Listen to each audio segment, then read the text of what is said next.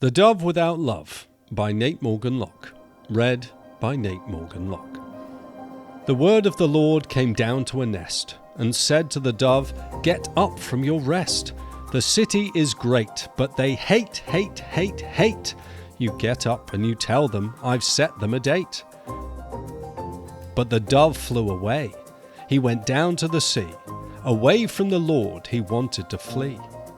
And the dove saw a ship. It was set for a trip. On the ship he went down, far away from the town.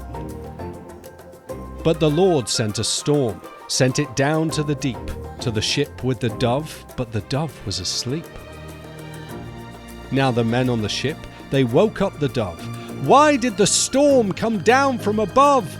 The sky has turned black and the seas are not calm. The waves are too wavy. We'll all come to harm." The dove said, I know that it's me. My Lord made the land and the sky and the sea, but away from my Lord I wanted to flee. So they said to the bird, "Just give us the word. Tell us, what do we do? Tell us, what do we do? Tell us, what do we do to make the sky blue?" The dove said, I know. We just need to throw. We just need to throw me. Throw me into the sea. But the men said, No, we do not want to throw you into the deep. You will sleep.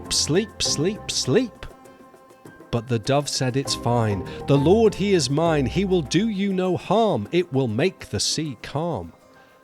So they picked up the dove, threw him into the sea, for away from the Lord he wanted to flee. And the dove went down more, he went down to the floor. Far down did he sink, way down into the drink. But just when we think that the dove got his wish, the Lord did a great thing. The Lord sent a fish! And into the fish went the dove without love, and he prayed to the Lord in his temple above. For 3 days and 3 nights in the big fish's belly, the dove without love was so sorry and smelly. He did not like the deep, did not like it one bit, but the Lord brought him up from the pit. The fish spat the dove, spat him onto the beach, and the word of the Lord came and told him to preach to the city so great that was set for a date when the Lord would destroy them and seal up their fate. Then the dove he obeyed. He called out with a groan, 40 more days and you'll be overthrown. Then the king of the town, he took off his crown. He sat down in the dust. He sat down with a frown.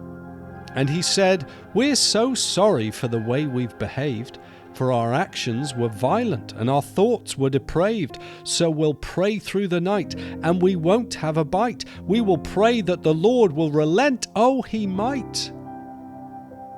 And the Lord saw them turn from their evil behavior. He did not destroy them. Was the dove now their savior? But the dove without love was still cross, and he prayed, Oh, I knew it! I wish I had never obeyed.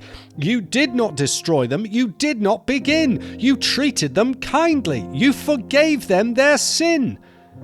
And the dove flew away, and he wanted to die, and he made a small hut, and he started to cry.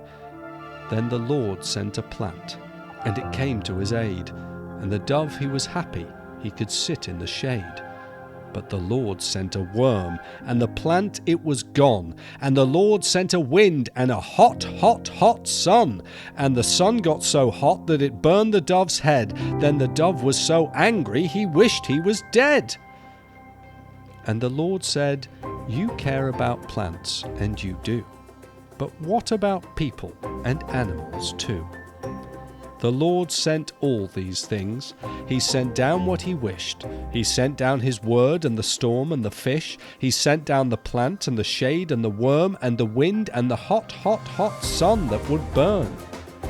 The Lord sent them all, and he sent them with love.